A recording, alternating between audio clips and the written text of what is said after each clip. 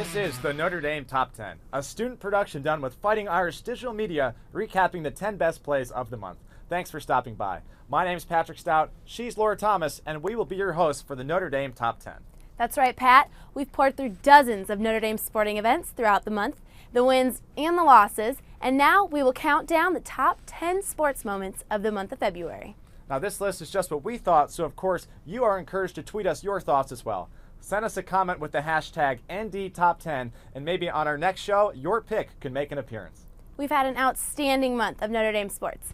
Shall we get to the countdown? Let's do it. At number 10, we have the first lacrosse goal of the season. Look at the snow coming down there in North Carolina. Jim Marlotte heating up the scoreboard, though, for the Irish. A good day for Notre Dame. They get the victory 13-5 over Duke. And for number 9, how about Skylar Diggins with her second career triple-double? 17 points, 10 assists, and 10 rebounds. This was just the 4th triple-double in school history. Way to go, Sky. Number 8, we trek outside to the Windy City for the Hockey City Classic. Freshman sensation Mario Lucia scores the first goal of the game. Notre Dame went on to win 2-1 over Miami.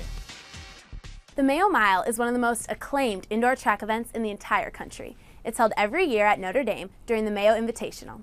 This year, Notre Dame's Rebecca Tracy set out to claim the Mayo Mile crown for the ladies.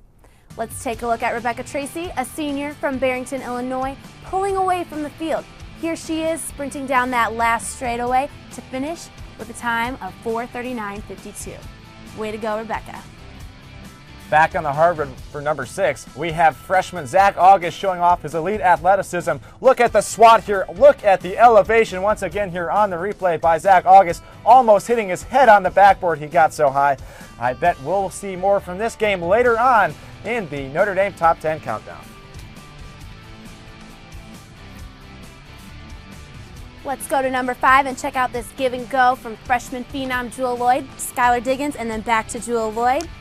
Jewel Lloyd doing a lot of good things for the Irish this year. And of course, Skylar Diggins, the first Notre Dame basketball player with 2,000 points, 500 rebounds, and 500 assists. When College Game Day rolled into town for the Louisville game, fans packed Purcell Pavilion for a morning to show off their support for the Notre Dame men's basketball program. Casey Murdoch, a senior finance major, got the chance to take a half-court shot worth $18,000. The atmosphere was crazy, and to talk about what happened next, here's the man himself, Casey Murdoch. Thanks, guys. You said it. College Game Day was insane, but nothing was crazier than my half-court shot.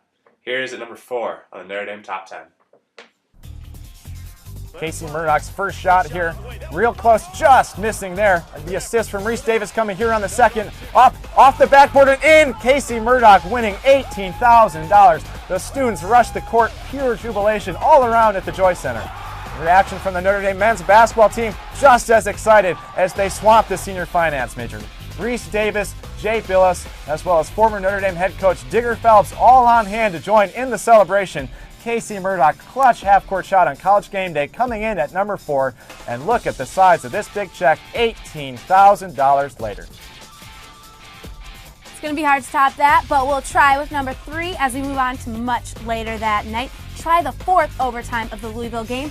Garrick Sherman here with the game-saving putback. Coming off the bench, he makes a huge impact and ties the game up to send us into our 5th overtime. Let's bring the sticks and pucks back out onto the pond. Back for number 2 on the highlight reel. Jeff Costello passed through the legs. Brian Russ getting the goal past the Michigan goalie. Spinning and passing it through the legs. Let's see it one more time. Slow motion through the legs of the Michigan defender. That goal gave the Irish the lead, and they swept the season series for the first time since '72. Which brings us to number 1 on our countdown, and I think I know what all of you are thinking. Now for number 1. We'll remind you of the situation in case you've forgotten. The Irish are down by 8 with just 45 seconds left in the game against Louisville. The game's over, right? Wrong. Jaron Grant hits not 1, not 2, but here he is with 3 three-pointers to bring the Irish back within 3 points. And then, well, here's Notre Dame's play-by-play guru, Jack Nolan, with the call. On the way, and it is no good! Rebound Connaughton, off to Grant. Here comes Grant. Grant spinning over midcourt. Grant behind his back being double teamed. Grant drives the lane, lays it off the glass and in, and he's fouled! The basket counts, and He's fouled! Jaron Grant can go to the line to tie the game! 28 seconds of Jaron Grant. That's 12 points in 28 seconds to tie the game up and send it into overtime. Truly a moment for the ages at Purcell Pavilion. What a crazy atmosphere.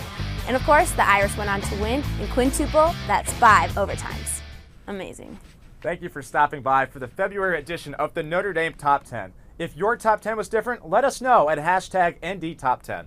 Be sure to share your nominations while watching every Notre Dame game in March, and you might see your tweet on the show. Until next time, we'll leave you with the final moments of the Louisville game. Go Irish. Go Irish. Smith, deep three is no good. Rebound to Hannon, out of bounds, and it's over. It's over in the longest regular season game in the history of the Big East Conference. Notre Dame has defeated Louisville 104-101 in not one, not two, not three, not four, but 5 overtimes.